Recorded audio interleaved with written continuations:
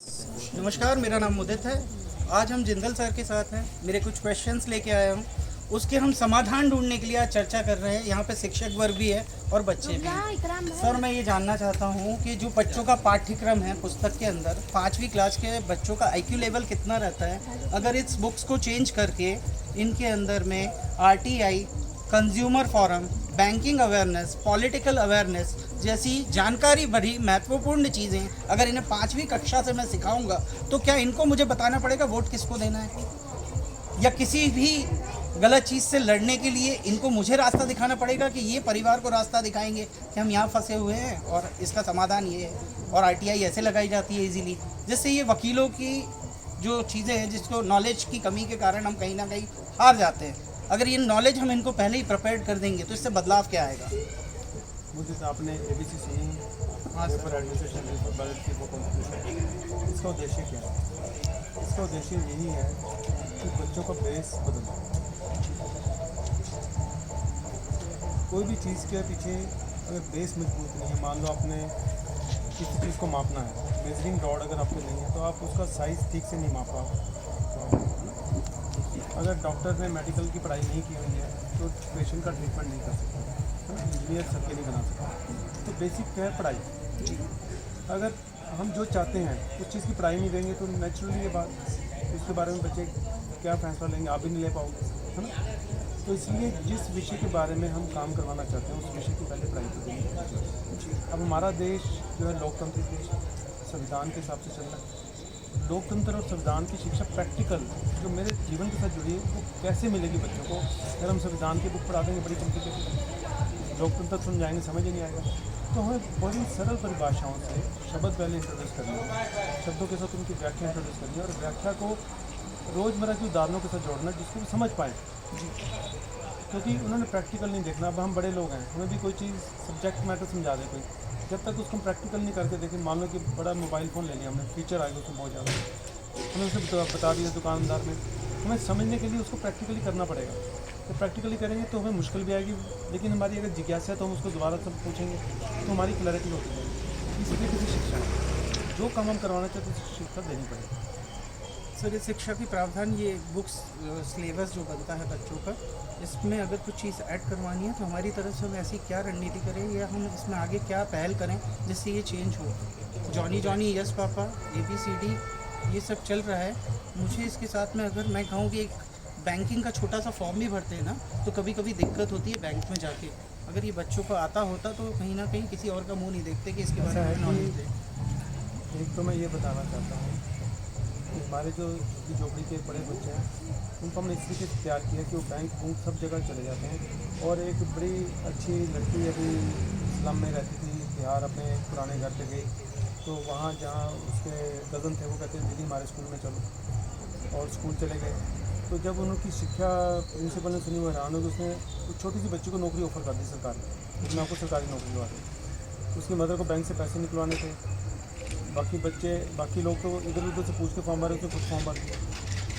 और bank manager ने उससे कहा भी तेरे को तो इंग्लिश इतनी बढ़िया थी, तो बैंक में नौकरी दे देता है। तो क्या है कि शिक्षा देने वाले के ऊपर निर्भर करता है कि वो क्या शिक्षा देता है। अब जो सरकारी व्यवस्था है, सरकारी सिस्टम है, उन्होंने जो शिक्षा देनी है वो देनी है, लेकिन जो कार्यकर्ता हैं, जैसे आप जैसे लोग हैं, हम जैसे लोग हैं, हमारा संवेदना है कि समाज सुधरे, तो ये कार्य हमें करने पड़ेंगे। तो सरकार नहीं करती है तो ना करें, हम तो करेंगे। उसके बाद सरकार में जो भी फैसले होते हैं वो चुनी सरकार में लेंगे। एक बार चुन गए तो हमारे हाथ कट जाते हैं। उसके बाद हम आंदोलन करें, धरने दें, प्रदर्शन करें, वो उसके लिए बहुत बड़ा संघर्ष है।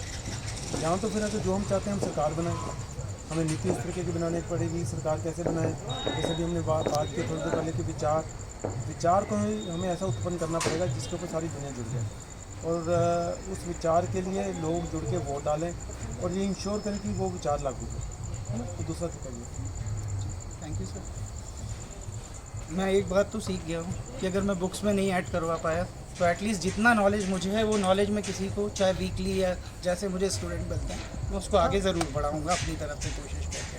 हमारे पास जब से हमने प्रोजेक्ट शुरू किया, मेरा कोई इरादा गरीब बच्चे पढ़ाने का नहीं था। मैं बड़ा फ्रैंकली बताता हूँ, मैं तो एक समानता के ऊपर किताब लिख रहा था कि गरीब और अमीर के बीच समानता बच्चों के बीच नहीं होनी चाहिए, बड़ों में रहे। जी। अगर बच्चों में समानता होगी, एक बच्चा कबाड़ का थैला उठा के सुबह निकलेगा, एक स्कूल का थैला निकाल लेके चलेगा, तो दोनों में समानता तो बचपन से शुरू होगी, वो कभी भी किसी भी लेवल पे ख़त्म नहीं होगी फिर। तो बच्चों में समानता कैसे ख़त्म करनी है उसके ऊपर मैं किताब लिख रहा था, जो मेरी ये किताब है संतुलित समाज की बहाली। ठीक है, ये किताब लिखते लिखते मेरे मन में ख्याल आया कि क्यों ना बच्चों को पढ़ाया भी जाए जिन बच्चों को हम पढ़ाने की कोशिश करें। फिर मैंने जब गरीब बच्चों को पढ़ाना शुरू किया तो मैंने दूसरी किताब तैयार की जिसके अंदर आपने अल्फ़ाबेट सुने। इसके 26 चैप्टर हैं। एक एक चैप्टर को रोज़मर्रा ज़िंदगी की उदाहरणों से एक्सप्लेन किया गया है कि ताकि बच्चे आसानी से समझ सकें टैक्स क्या होता है, पब्लिक प्रॉपर्टी क्या होती है, एज फॉर सोशल सर्विस क्या होती है, इंडिपेंडेंस क्या होती है, जेल में जज का क्या रोल है, हेल्प लॉ का क्या रोल है। ताकि जिन बच्चों को हम पढ़ा रहे हैं अगर हम भी वही पढ़ाएँ जो बाकी लोग पढ़ा रहे हैं फिर हमारा योगदान का बनता ही नहीं है। तो अगर हमने योगदान करना हमें वो चीज़ें पढ़ानी चाहिए जिसकी बाकी कमी है और जिससे हमारा देश ख़राब हो रहा है, और मुझे पढ़ाने से देश सुधर सकता है और एक नागरिक का जीवन बन सकता है। तो ये प्रयास हमें मिलजुल के अगर हम करेंगे तो एक बहुत बड़ी क्रांति और आंदोलन इस देश में आ सकता है। क्योंकि मेरा तजर्बा कहता है 11 सालों का, 11 सालों से मैं शिक्षा दे रहा हूँ, बच्चों को पढ़ा रहा हूँ। शिक्षा विकसित हुई 2017 में जाकर, 14 में मैंने पढ़ाना शुरू किया, तो 3 साल लगे मेरे को इसका बेस बनाने में। 2017 से लेके अब 2025 आ गया। इस शिक्षा को मैंने इम्प्रूव करते करते ये बुक तैयार हो गई है। इसका अगला वर्जन भी आ रहा है जल्दी। तो इतनी मेहनत लगी है, इतनी प्रैक्टिकल लाइफ की ऑब्जर्वेशंस की हैं मैंने, लोगों के बिहेवियर को, कंडक्ट को देखा है, ऑफिसर के कंडक्ट को देखा है, पॉलिटिशियन को देखा है, आम पब्लिक को देखा है, और ज़मीनी स्तर पे जाके देखा है, ऊंचे स्तर पे जाके देखा है, हर जगह जाके देखा है। बड़ी सारी आरटी मैंने काम किया, बड़ा सारा। आपने सुना होगा national highway authority of India के खिलाफ एक केस हुआ था, इसमें 3 मिनट का रूल बना था कि टोल प्लाजा पे 3 मिनट मैक्सिमम, मेरे केस किया था। तो ऐसे मेरे बहुत सारे केसेस हैं। मैंने सुप्रीम कोर्ट को चैलेंज किया कि वकील जज के सामने क्यों खड़ा हो, you are our public servant, जितनी तुम्हें लॉ की नॉलेज हमें भी नॉलेज है। मेरा पर्सनल केस नहीं, अगर आपका पर्सनल केस नहीं, मेरा ही पर्सनल केस नहीं। अगर मैं फीस लेता हूँ, तनख्वाह लेता हूँ, मैं तनख्वाह लगा दूँ। तो मैंने बड़ी आर्गूमेंट करके वो केस मेरी फेवर में हुआ। तो ये सब संभव है, पर वो संभव तब है अगर हमारे पास नॉलेज का लेवल होगा। दूसरा आप देखो, एक उदाहरण लो किसान आंदोलन की। किसान एकजुट हो गए पंजाब के, कानून वापस लेने पड़े। और वो एकजुट कब हुए? जब उनको सबको पता चल गया कि ये कानून गलत है, उनको समझ आ गई, उनको पढ़ाया गया।